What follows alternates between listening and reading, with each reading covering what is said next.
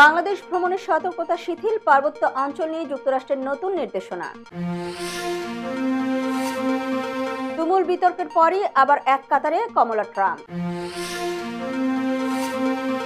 পাঠাও প্রতিষ্ঠাতা ফাহিমের হত্যাকারী হাসপিলকে 40 বছরের কারাদণ্ড।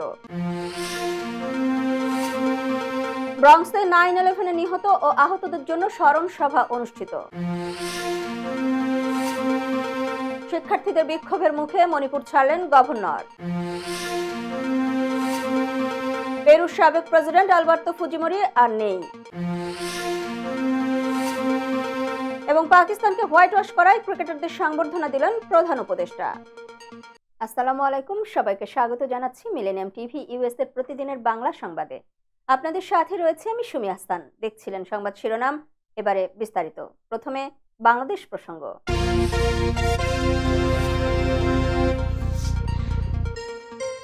নিজ দেশের নাগরিকদের ভ্রমণের ক্ষেত্রে বাংলাদেশকে ঝুঁকিপূর্ণ দেশের লাল তালিকায় রেখেছিল যুক্তরাষ্ট্র। সেই নির্দেশনা এবার শিথিল করেছে দেশটি। তবে পার্বত্য চট্টগ্রাম এলাকায় ভ্রমণ নিয়ে নিষেধাজ্ঞা দিয়েছে ওয়াশিংটন। স্থানীয় সময় বুধবার যুক্তরাষ্ট্রের পররাষ্ট্র দপ্তরের ওয়েবসাইটে এ সংক্রান্ত নির্দেশনা দেওয়া হয়।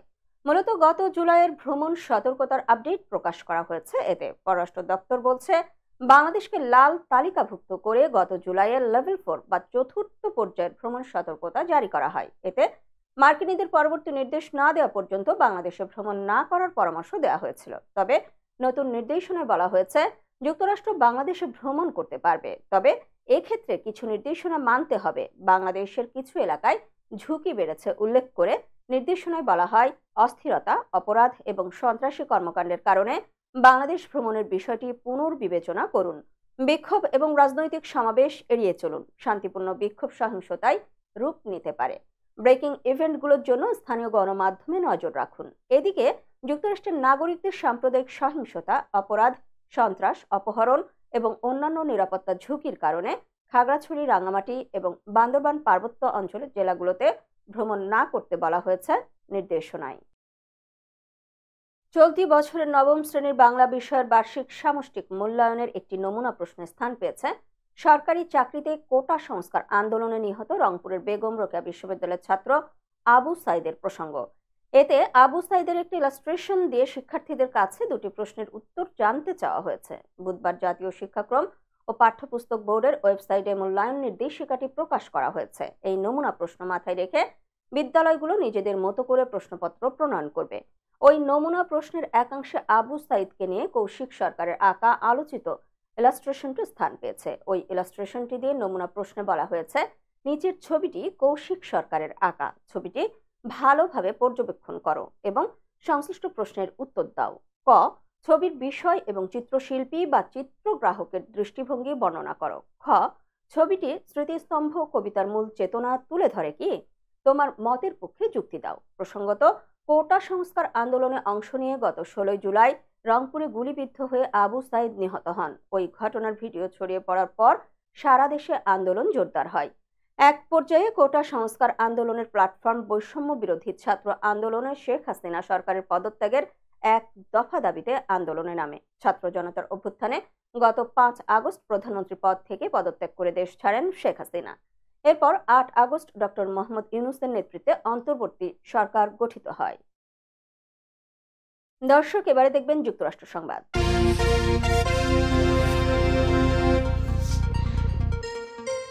ভয়াবহ 9/11 হামলার 23 বছর পূর্তিতে স্থানীয় সময় বুধবার আমেরিকার নিউ ইয়র্কের জিরো গ্রাউন্ডে যোগ দিয়েছিলেন মার্কিন প্রেসিডেন্ট নির্বাচনের দুই প্রার্থী ডোনাল্ড ট্রাম্প ও কমলা হ্যারিস। নির্বাচনী বিতর্কের একদিন পর বুধবার আবারও হাত মেলাতে দেখা যায় দুজনকে।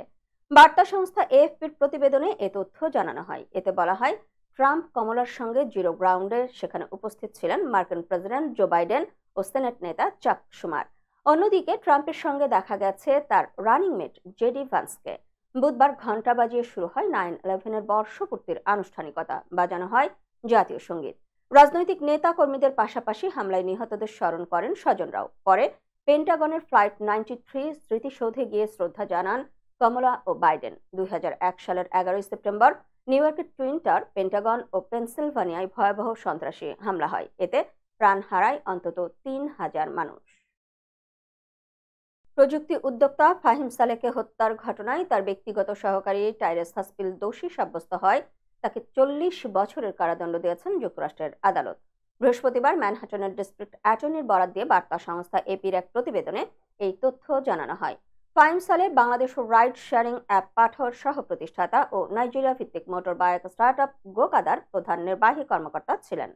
2020 সালের জুলাইয়ে ম্যানহাটনের অ্যাপার্টমেন্টে তার মরদেহ পাওয়া যায়। প্রতিবেদনে বলা হয়, হত্যার অভিযোগের পাশাপাশি ফাহিম সালেহর কাছ থেকে $4 লাখ চুরি এবং অন্যান্য অভিযোগে 25 বছর বয়সী টাইরেস হাসপিলকে দোষী সাব্যস্ত করা হয়েছে। প্রসিকিউটররা জানান, হাসপিল ফাহিম সালেহর কাছ থেকে নগদ অর্থ চুরি করছিলেন দীর্ঘদিন যাবৎ। বিষয়টি ফাহিম বুঝতে পারলে হাসপিলকে মামলা থেকে বাঁচাতে টাকা ফেরত দেওয়ার জন্য 2 বছর সময় দেন, কিন্তু হাসপিল তখনও ফাহিমের কোম্পানি থেকে টাকা চুরি করে যাচ্ছিলেন। বিষয়টি বস ফাহিম জেনে যেতে পারে, এমন ভয় থেকে তাকে হত্যার সিদ্ধান্ত নেন।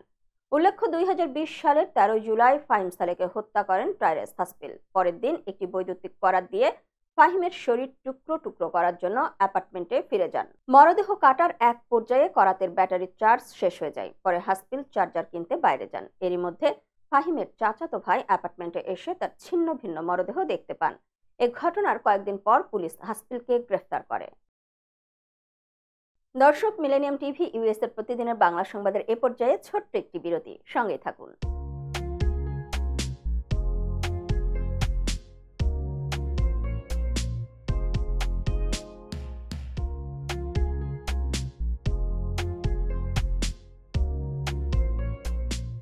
কি ব্যাপার, অমন মূর্তির মতো করে দাঁড়িয়ে আছো কেন? পাগল হয়ে গেলে নাকি? প্র্যাকটিস করছি। কি প্র্যাকটিস করছো? কেন লিভিং স্ট্যাচুতে দাঁড়িয়ে কি করে ভিক্ষা করে দেখালি? আমার ট্যাক্স নিয়ে ঝামেলা চলছে, ল্যান্ড প্রপার্টি নিয়ে ঝামেলা চলছে।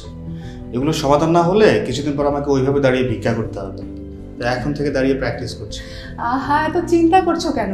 লিগ্যাল নেটওয়ার্ক ইন্টারন্যাশনাল আছে না? Legal network international? হ্যাঁ, কিছুদিন আগে ইন্স্যুরেন্স দিয়ে সম্পভাবিদের একটা ঝামেলা হলো না?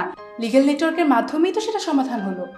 শুধু ইন্স্যুরেন্সই না ভাবি, criminal case, immigration, tax, divorce, housing সংক্রান্ত যে কোনো লিগেল সমস্যার সমাধান পেয়ে যাবেন লিগেল নেটওয়ার্কে। যুক্তরাষ্ট্রের 50টি স্টেটে যে কোনো প্রান্তে যে কোনো লিগেল সহায়তা দিতে কিন্তু আমাদের সঙ্গে আছে লিগেল নেটওয়ার্ক ইন্টারন্যাশনাল। শুধু তাই নয়, লিগেল নেটওয়ার্কে আছেন যুক্তরাষ্ট্রের স্বনামধন্য সব লয়ার, যাদের আইনি সহায়তায় যে কোনো লিগেল সমস্যার সমাধান পেয়ে যাবেন খুব সহজেই। তাহলে দেরি কেন? এখনই চলো লিগ্যাল নেটওয়ার্কে। I'm Nasrin Mosnu, immigration attorney. I was born and raised here in New York City. I have been working at various immigration firms since I was a teenager, including with my father. I'm passionate and dedicated about immigration. I am committed to provide my clients with nothing but the best. আমরা asylum office, immigration court সহ যুক্তরাষ্ট্রের 50টি state ও বাংলাদেশ কনসুলেটে আপনাদের আইনগত সহায়তার নিশ্চয়তা দিচ্ছি। Please come and take advantage of our excellent legal services. Our initial consultations are always free. বরেণ্য অভিনেতা আবুল হায়াত একজন স্বাস্থ্য সচেতন মানুষ। একদিন শুটিংয়ে হঠাৎ অসুস্থ হয়ে হতাশায় ভোগেন। সবাই ব্যস্ত, এখন আমার সেবা করবে কে? কেন? নিউ ইয়র্কে গোল্ডেন এজ হোম কেয়ার আছে না? আপনাদের হতাশা, দুশ্চিন্তা দূর করে সুস্থ করে তোলে যাদের অঙ্গীকার। সঠিক সময়ে সঠিক সেবা দেওয়ার বিশ্বস্ত প্রতিষ্ঠানের নাম Golden Age Home Care. Golden Age Home Care New ইয়র্কবাসীর পূর্ণ আস্থার জায়গা। দর্শক, আবারও স্বাগত মিলেনিয়াম টিভি ইউএস এর প্রতিদিনের বাংলা সংবাদে। দেখছিলেন যুক্তরাষ্ট্র সংবাদ। 11 সেপ্টেম্বর 2024 রোজ বুধবার ট্রায়াঙ্গেল বাংলা বাজার পার্কচেস্টার ব্রঙ্কস নিউ ইয়র্কে ইউনাইটেড ব্রঙ্কস বাংলাদেশি কমিউনিটির উদ্যোগে 9/11 ভিকটিমদের স্মরণে এক স্মরণ সভা অনুষ্ঠিত হয়। এতে প্রধান অতিথি হিসেবে উপস্থিত ছিলেন স্টেট সেনেটর নাটালিয়া ফার্নান্দেজ। অনুষ্ঠান উপস্থাপনা করেন অ্যাটর্নি রাশেদ মজুমদার ও মোহাম্মদ শামীম মিয়া। সমন্বয়কের ভূমিকায় ছিলেন মোতাসিম বিল্লাহ তুষার পিক, এ ইসলাম মামুন, শামীম আহমেদ, সামাদ জাকারিয়া। অনুষ্ঠানের শুরুতে শহীদের স্মরণে নীরবতা পালন করা হয়। এরপর আমেরিকার জাতীয় সঙ্গীত সমস্বরে উচ্চারিত হয়। শহীদের আত্মার শান্তি কামনা করে প্রার্থনা পরিচালনা করেন father David, Saint Helen church, Bronx New York. অতঃপর বিশ্ব শান্তি ও 9/11 ভিকটিমদের স্মরণে দোয়া পরিচালনা করেন পেশ ইমাম আবুল কাশেম ইয়াহিয়া, বাংলা বাজার জামে মসজিদ, Bronx New York. Firstly, I'm going to start with Assalamu alaikum wa rahmatullahi wa barakatuh. And good evening, everyone. On behalf of the United Bronx Bangladeshi community, I want to firstly thank all of you in the audience here today. We all know why we're here today. Today is one of the most impactful, historical, unfortunately, events that us New Yorkers have experienced in a long time. September 11th, 2001, I remember I was in first grade right here in PS 119. It was an event that struck New Yorkers right in the heart. And I know specifically as Muslim Americans, there was a lot of turmoil that affected us of the aftermath of those attacks. Initiative every year to make sure that Parkchester, Starling, Castle Hill, our community recognizes and mourns this loss every year. So to begin the event, we're going to start with, of course, a moment of silence, again commemorating those lost lives that we lost. So I'd like everyone to please join me in this moment of silence.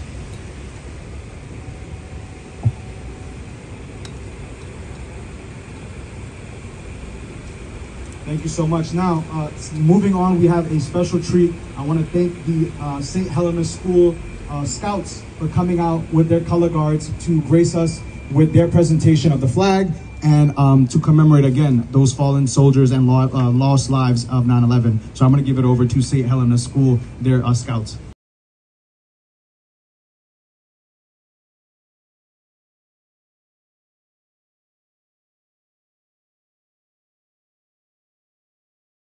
Memories continue to be a blessing.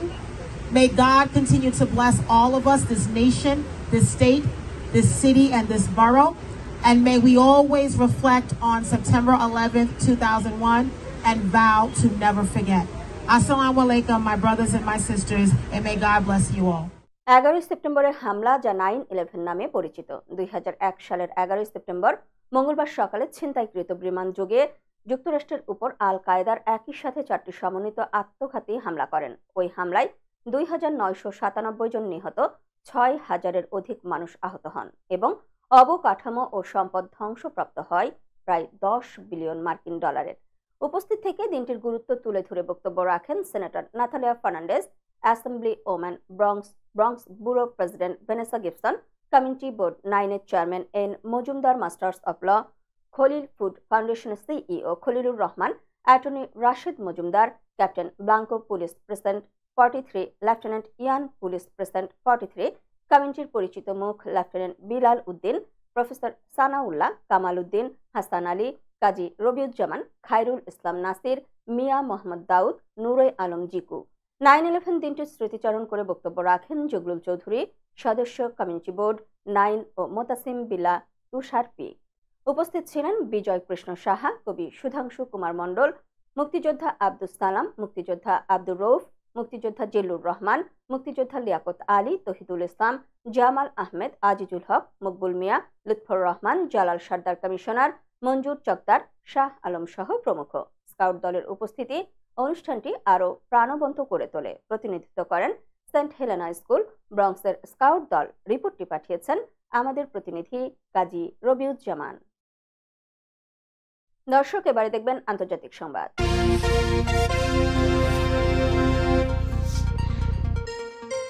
ছাত্র জনতার আন্দোলনের মুখে গত 5 August পদত্যাগ করে দেশ থেকে পালিয়ে ভারতে যান শেখ হাসিনা। এরপর থেকে সেখানে অবস্থান করছেন তিনি। এরই মধ্যে বেশ কিছু মামলাও হয়েছে তার বিরুদ্ধে। এমন প্রেক্ষাপটে শেখ হাসিনাকে দেশে ফিরিয়ে এনে বিচারের জোরালো দাবিও উঠেছে। বাংলাদেশের বর্তমান অন্তর্বর্তী সরকার শেখ হাসিনার প্রত্যর্পণ চাইবে কিনা, চাইলেও ভারত কি করবে, অর্থাৎ তারা হাসিনাকে ফেরত পাঠাবে কিনা, এমন নানা বিষয়ে চলছে আলোচনা। এরই মধ্যেই বিষয়টি নিয়ে কথা বলেছেন ভারতের পররাষ্ট্রমন্ত্রী এস জয়শঙ্কর। বাংলাদেশের সাবেক প্রধানমন্ত্রী শেখ হাসিনাকে বাংলাদেশে ফেরত পাঠানোর বিষয়ে প্রশ্ন করা হয়েছিল ভারতের পররাষ্ট্রমন্ত্রীকে। উত্তরে তিনি বলেছেন তারা বাংলাদেশের বর্তমান সরকারের সঙ্গে কাজ করছেন এবং এটি তারা কূটনৈতিক চ্যানেলের মাধ্যমে করেন। স্থানীয় সময় গেল মঙ্গলবার জার্মানির বার্লিনে এক যৌথ সংবাদ সম্মেলনে হাসিনার প্রত্যর্পণের বিষয়ে প্রশ্ন করা হলে এমন জবাব দেন তিনি।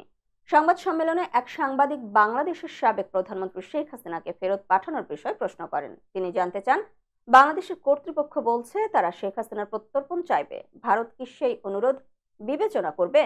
জবাবে ভারতের পররাষ্ট্রমন্ত্রী বলেন, আপনারা জানেন বাংলাদেশের সরকার পরিবর্তন হয়েছে, আমরা স্পষ্টতই এই সরকারের সঙ্গে কাজ করছি। এটি আমরা কূটনৈতিক চ্যানেলের মাধ্যমে করি, গণমাধ্যমে প্রকাশিত প্রতিবেদনের ভিত্তিতে নয়। শিক্ষার্থীদের বিক্ষোভের একদিন পর ভারতের মণিপুর ছেড়ে আসামের গুয়াহাটি গেছেন রাজ্যটির গভর্নর লক্ষণ প্রসাদ আচার্য। বুধবার সকাল 10টায় মণিপুরের ইম্ফল ছাড়েন তিনি। খবর বার্তা সংস্থা পিটিআই-এর কর্মকর্তারা পিটিআইকে জানিয়েছেন, মঙ্গলবার শিক্ষার্থী ও নিরাপত্তা বাহিনীর মধ্যে সংঘর্ষ হয়। পরের দিন সকাল 10টার দিকে আসামের উদ্দেশ্যে ইম্ফল ছাড়েন মণিপুরের গভর্নর লক্ষণ প্রসাদ। তিনি আসামের গভর্নর হলেও অতিরিক্ত হিসেবে মণিপুরের দায়িত্ব পালন করেন। এদিকে পরবর্তী নির্দেশ না দেওয়া পর্যন্ত সব স্নাতকোত্তর এবং স্নাতক পরীক্ষা স্থগিত করেছে মণিপুর বিশ্ববিদ্যালয়। সংবাদ মাধ্যম বিজনেস স্ট্যান্ডার্ড জানিয়েছে, মঙ্গলবার মণিপুরের আইনশৃঙ্খলা পরিস্থিতি সামাল দিতে ব্যর্থ হয় ডিজিপি এবং রাজ্য সরকারের নিরাপত্তা উপদেষ্টার অপসারণের দাবি জানিয়েছিলেন শিক্ষার্থীরা। বিক্ষোভ মিছিল নিয়ে রাজভবনের দিকে যাওয়ার সময় শিক্ষার্থীদের সঙ্গে নিরাপত্তা বাহিনীর সঙ্গে সংঘর্ষ হয়। তবে বিষয়টি নিয়ে মঙ্গলবার রাতে 11 জন ছাত্র প্রতিনিধির সঙ্গে সাক্ষাৎ করেন গভর্নর। ওই দিন সংঘর্ষে অর্ধশতাধিক শিক্ষার্থী এবং কয়েকজন নিরাপত্তা কর্মী আহত হয়েছিলেন। দর্শক, মিলেনিয়াম টিভি ইউএস এর প্রতিদিনের বাংলা সংবাদের এ পর্যায়ে ছোট্ট একটি বিরতি, সঙ্গে থাকুন।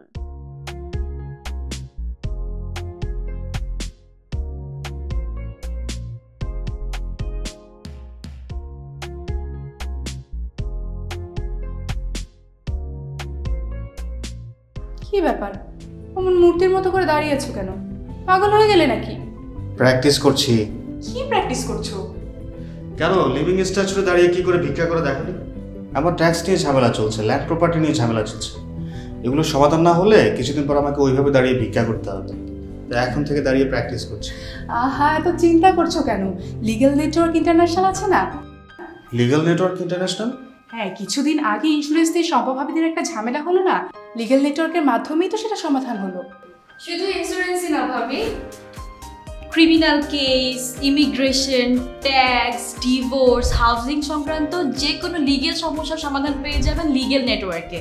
যুক্তরাষ্ট্রের 50টি স্টেটে যে কোনো প্রান্তে যে কোনো লিগেল সহায়তা দিতে কিন্তু আমাদের সঙ্গে আছে লিগেল নেটওয়ার্ক ইন্টারন্যাশনাল। শুধু তাই নয়, লিগেল নেটওয়ার্কে আছেন যুক্তরাষ্ট্রের স্বনামধন্য সব লয়ার, যাদের আইনি সহায়তায় যে কোনো লিগেল সমস্যার সমাধান পেয়ে যাবেন খুব সহজেই। তাহলে দেরি কেন? এখনই চলো লিগ্যাল নেটওয়ার্কে। I'm Nasrin Mosnu, immigration attorney. I was born and raised here in New York City. I have been working at various immigration firms since I was a teenager, including with my father. I'm passionate and dedicated about immigration. I am committed to provide my clients with nothing but the best. আমরা asylum office, immigration court সহ যুক্তরাষ্ট্রের 50টি state এবং বাংলাদেশ কনসুলেটে আপনাদের আইনগত সহায়তার নিশ্চয়তা দিচ্ছি। Please come and take advantage of our excellent legal services. Our initial consultations are always free.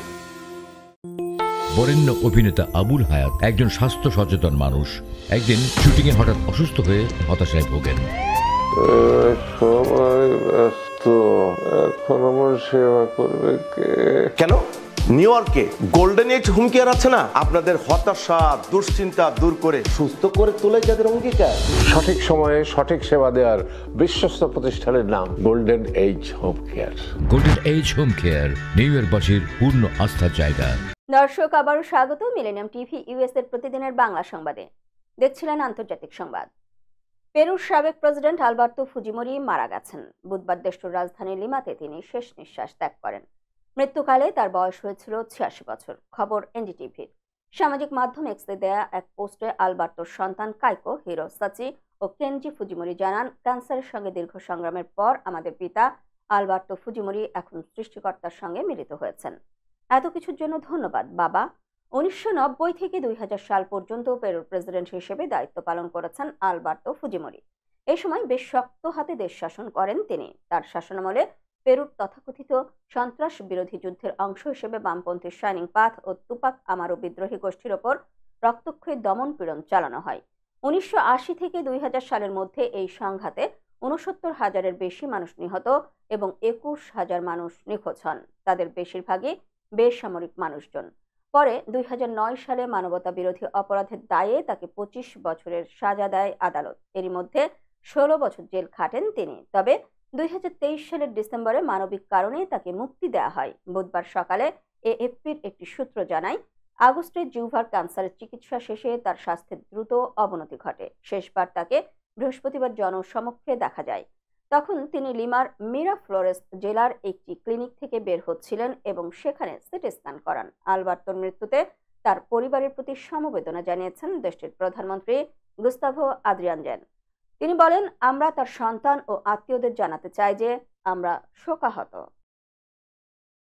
দর্শক, এবারে দেখবেন প্রতিনিধি সংবাদ।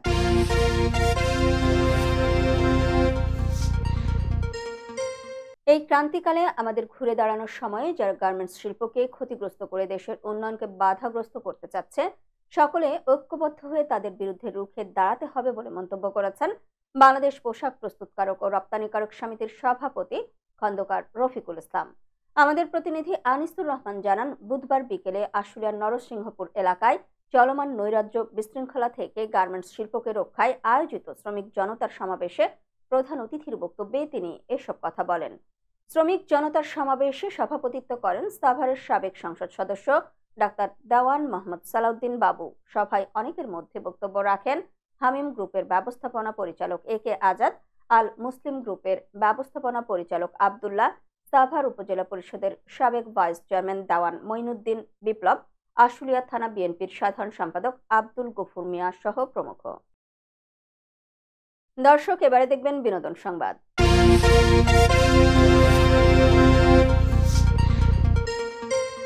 দুই 2017 সালের মিস ওয়ার্ল্ড বাংলাদেশ প্রতিযোগিতায় অংশ নিয়ে আলোচনায় আসেন জেসিয়া ইসলাম। যদিও সেই আয়োজনে বিতর্কের মাত্রা আকাশ ছুঁয়েছিল, জেসিয়া নিজেও হয়েছিলেন ব্যাপক সমালোচিত। সেরা সুন্দরী খেতাব পাওয়ার পরও শোবিজে নিজেকে প্রতিষ্ঠিত করতে পারেননি জেসিয়া। নাটক, সিনেমা কিংবা মডেলিং কোনো জগতেই তার উল্লেখযোগ্য অবস্থান তৈরি হয়নি। উল্টো ব্যক্তিগত জীবনের নানা ঘটনায় হয়েছেন বিতর্কিত। ইউটিউবার সালমান মুক্তাদিরের সঙ্গে প্রেম ছিল জেসিয়ার। সেই সম্পর্কের জেরে এক রাতে প্রকাশ্যে রাস্তায় অনাকাঙ্ক্ষিত ঘটনারও জন্ম দেন তারা, জানিয়ে নেট দুনিয়ায় সমালোচনার ঝড় উঠেছিল। বর্তমানে অল্প স্বল্প মডেলিং করেন জেসিয়া আর সময় দেন ইনস্টাগ্রামে। সোশ্যাল এই প্ল্যাটফর্মে নানা রকম ছবি শেয়ার করে মাতিয়ে রাখেন অনুসারীদের। তার ইনস্টা অ্যাকাউন্টে 13 লাখের বেশি অনুসারী রয়েছে। সম্প্রতি কিছু ছবি ভক্ত অনুরাগীদের মাঝে শেয়ার করেছেন। ছবিতে জেসিয়াকে দেখা যাচ্ছে একটি সুইমিং পুলের পাশে, যেখানে বিকিনি পরে খোশ মেজাজে ধরা দিয়েছেন। ছবিটিতে এরই মধ্যে 18,500-এর বেশি রিয়াকশন পড়েছে। রয়েছে শত শত মন্তব্য। বেশিরভাগ মন্তব্যই তার খোলামেলা রূপের প্রশংসা করেছে অনুসারীরা। দর্শক, মিলেনিয়াম টিভি ইউএস এর প্রতিদিনের বাংলা সংবাদের এ পর্যায়ে ছোট্ট একটি বিরতি, সঙ্গেই থাকুন।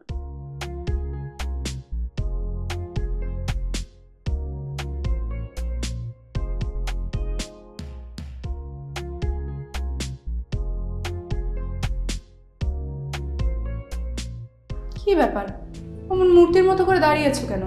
পাগল হয়ে গেলে নাকি? প্র্যাকটিস করছি। কি প্র্যাকটিস করছো? কেন, লিভিং স্ট্যাচুতে দাঁড়িয়ে কি করে ভিক্ষা করে দেখনি? আমার ট্যাক্স নিয়ে ঝামেলা চলছে, ল্যান্ড প্রপার্টি নিয়ে ঝামেলা চলছে। এগুলো সমাধান না হলে কিছুদিন পর আমাকে ওইভাবে দাঁড়িয়ে ভিক্ষা করতে হবে। এখন থেকে দাঁড়িয়ে প্র্যাকটিস করছি। আহা, এত চিন্তা করছো কেন? লিগ্যাল নেটওয়ার্ক ইন্টারন্যাশনাল আছে না? Legal network international? হ্যাঁ, কিছুদিন আগে ইন্স্যুরেন্স দিয়ে সম্পভাবীদের একটা ঝামেলা হলো না? লিগ্যাল নেটওয়ার্কের মাধ্যমেই তো সেটা সমাধান হলো। শুধু ইন্স্যুরেন্সই না ভাবি, criminal case, immigration, tax, divorce, housing সংক্রান্ত যে কোনো লিগেল সমস্যার সমাধান পেয়ে যাবেন লিগেল নেটওয়ার্কে। যুক্তরাষ্ট্রের 50টি স্টেটে যে কোনো প্রান্তে যে কোনো লিগেল সহায়তা দিতে কিন্তু আমাদের সঙ্গে আছে লিগেল নেটওয়ার্ক ইন্টারন্যাশনাল।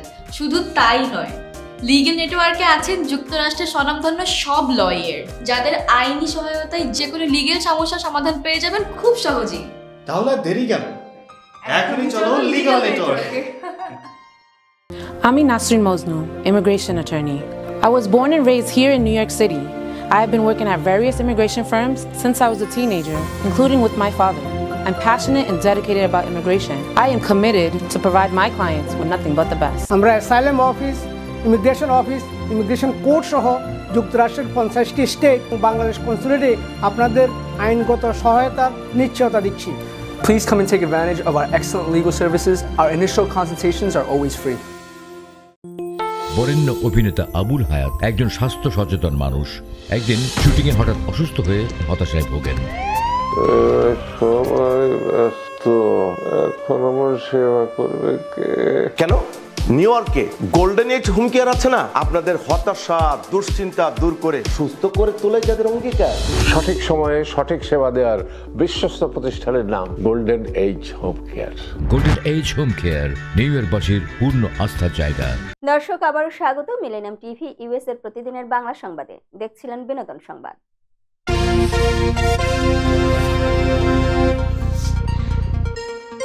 বাংলাদেশের র্যাপার হান্নান হোসেন শিমুল সে সময় সাধারণ মানুষের কাছে তুমুল জনপ্রিয়তা পায় গানটি, কিন্তু প্রতিবাদী এই গানের জন্য গত 25শে জুলাই গ্রেফতার করা হয় তাকে। অবশেষে কারাগারে 12 দিন থাকার পর গত 6 আগস্ট জেল থেকে ছাড়া পান হান্নান। কারাগারের সেই দুর্বিষহ দিনগুলো মনে পড়লে এখনো মাঝে মাঝে আঁতকে যেন ওঠেন হান্নান। জেল থেকে ফিরেই সম্প্রতি দেশের একটি গণমাধ্যমে এ প্রসঙ্গে মুখ খুলেছেন তিনি। হান্নান বলেন, জেলে 12 দিন থাকতে হয়েছে আমাকে।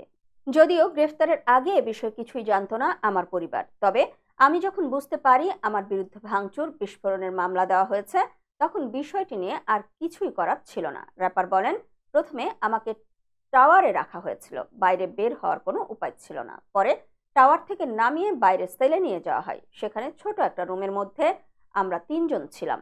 কারাগারের ভেতরে বাইরের কোনো খবর পাচ্ছিলাম না। প্রথম জেল জীবনের 13 দিন কতটা কষ্টে কেটেছে সেটা বলে বোঝানো সম্ভব নয়। হান্নান আরো বলেন, আদালতে নেওয়ার আগে থানায় 39 ঘন্টা আটকে রাখা হয় আমাকে। আদালতে পাঠানোর আগেও আমি জানতাম না আমাকে কি অভিযোগে এখানে আনা হয়েছে। পরে জেনেছি ভাঙচুর বিস্ফোরণের মামলা দেওয়া হয়েছে আমার বিরুদ্ধে। জেল জীবন থেকে মুক্তির অনুভূতি জানিয়ে তিনি বলেন, জেলে থাকাকালীন অনেকের আইনি সহায়তা পেয়েছি। দেওয়ালে দেওয়ালে গ্রাফিতি করেছেন, কেউ কেউ ব্যানার নিয়ে আমার মুক্তির জন্য মিছিল করেছেন। সবাই আমার জন্য এত কিছু করেছেন, আমি যখন জানতে পেরেছি আবেগে চোখের পানি ধরে রাখতে পারিনি। দর্শক, এবার দেখবেন খেলার সংবাদ।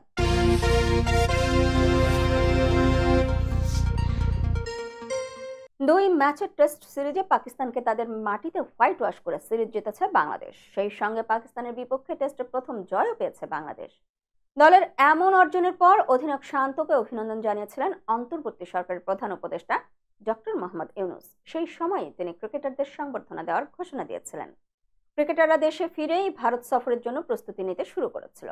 আগামী 15 সেপ্টেম্বর ভারতের বিমানে উঠবে টাইগাররা, তাই তার আগেই ক্রিকেটারদের সংবর্ধনা দেওয়ার কাজটা সেরে ফেলেছেন প্রধান উপদেষ্টা। বৃহস্পতিবার ঢাকার তেজগাঁওয়ে প্রধান উপদেষ্টার কার্যালয়ে এই সংবর্ধনা দেওয়া হয়। সংবর্ধনা অনুষ্ঠানে ক্রিকেটারদের অভিনন্দন জানিয়ে প্রধান উপদেষ্টা পাকিস্তানের ক্রিকেটারদের এ সাফল্যকে ঐতিহাসিক বলে আখ্যা দেন। তিনি বলেন, পুরো জাতি তাদের অর্জনে গর্বিত। চলতি মাসের মাঝামাঝি সময়ে ভারত সফরে যাবে বাংলাদেশ। সেই সফরে 2টি টেস্ট ও 3টি টি-20 খেলবে টাইগাররা। বাংলাদেশের বিপক্ষে টেস্ট সিরিজ সামনে রেখে শক্তিশালী দল ঘোষণা করেছে ভারত। এবার দল ঘোষণা করল বাংলাদেশও। বাংলাদেশের স্কোয়াডে চমক হয়ে এসেছে জাকের আলী অনিকের অন্তর্ভুক্তি। ইনজুরিতে ছিটকে গেছেন শরীফুল ইসলাম। আজ বৃহস্পতিবার ভারতের বিপক্ষে 2 ম্যাচের টেস্ট সিরিজের দল ঘোষণা করেছে Bangladesh cricket board BCB. Nazmul Hossain শান্তকে অধিনায়ক করে ঘোষিত 16 সদস্যের দলে পাকিস্তান সিরিজের প্রায় সবাই জায়গা পেয়েছেন। শুধু ইনজুরির কারণে বাদ পড়েছেন পেসার শরীফুল ইসলাম। দলে নতুন মুখ হিসেবে যোগ হয়েছেন জাকের আলী অনিক। ওয়ানডে ও টি-20-র পর টেস্টে অভিষেকের অপেক্ষায় আছেন তিনি। পাকিস্তানের বিপক্ষে সিরিজের প্রথম টেস্টে চোট পান শরীফুল। গ্রয়ানের সেই চোট থেকে এখনো পুরোপুরি সেরে উঠতে পারেননি তিনি। দলে জাকের আলীর অন্তর্ভুক্তি চমক হয়ে এসেছে। জাতীয় দলে অভিষেকের পর টি-20তে নিয়মিত মুখ হয়ে উঠলেও এখনো টেস্ট খেলার সুযোগ হয়নি এই উইকেট কিপারের। 2016 সালে প্রথম শ্রেণীর ক্রিকেটে অভিষেকের পর এখনো পর্যন্ত 41.47 গড়ে রান করেছেন তিনি। বাংলাদেশ এ দলের হয়ে সম্প্রতি পাকিস্তান এ দলের বিপক্ষে 172 রানের দারুণ একটি ইনিংস খেলেছেন জাকের। সংবাদ শেষ করার পূর্বে শিরোনামগুলো আরো একবার। বাংলাদেশ ভ্রমণের সতর্কতা শিথিল, পার্বত্য অঞ্চল নিয়ে যুক্তরাষ্ট্রের নতুন নির্দেশনা। তুমুল বিতর্কের পরই আবার এক কাতারে কমলা ট্রাম্প। পাঠাও প্রতিষ্ঠাতা ফাহিমের হত্যাকারী হাসপিলকে 40 বছরের কারাদণ্ড। ব্রঙ্কসে 9/11-এ নিহত ও আহতদের জন্য স্মরণ সভা অনুষ্ঠিত। শিক্ষার্থীদের বিক্ষোভের মুখে মণিপুর ছাড়লেন গভর্নর। পেরুর সাবেক প্রেসিডেন্ট আলবার্তো ফুজিমোরি আর নেই। এবং পাকিস্তানকে হোয়াইট ওয়াশ করায় ক্রিকেটারদের সংবর্ধনা দিলেন প্রধান উপদেষ্টা। এই ছিল মিলেনিয়াম টিভি ইউএস এর প্রতিদিনের বাংলা সংবাদে। মিলেনিয়াম সংবাদ দেখতে লগ ইন করুন আমাদের সামাজিক যোগাযোগের সাইট facebook.com/millenniumtvusa বাংলা এবং youtube.com/officialmillenniumtv। এছাড়াও সংবাদের সর্বশেষ আপডেট জানতে ভিজিট করুন আমাদের নিয়মিত ওয়েবসাইট www.millenniumtvusa.com এবং www.millenniumtv.org। প্রিয় দর্শক, মিলেনিয়াম টিভি দেখুন সকল অ্যান্ড্রয়েড ফোনে, iOS ও Apple TV, Amazon Fire TV, Roku TV এবং সকল স্মার্ট টিভিতে। এছাড়াও মিলেনিয়াম টিভি দেখতে পাবেন সমস্ত ইউরোপীয় দেশ এবং অস্ট্রেলিয়ায় স্কাই নেটওয়ার্কে, বিশ্বব্যাপী জাদু টিভি, রেডিয়েন্ট আইপি টিভি, জাগো বিডি নেটওয়ার্ক এবং বিশ্বব্যাপী হরাইজন স্যাটেলাইটে। আপনারা যেখানেই থাকুন, ভালো থাকুন, সুস্থ থাকুন, মিলেনিয়াম টিভির সাথেই থাকুন। আল্লাহ হাফেজ।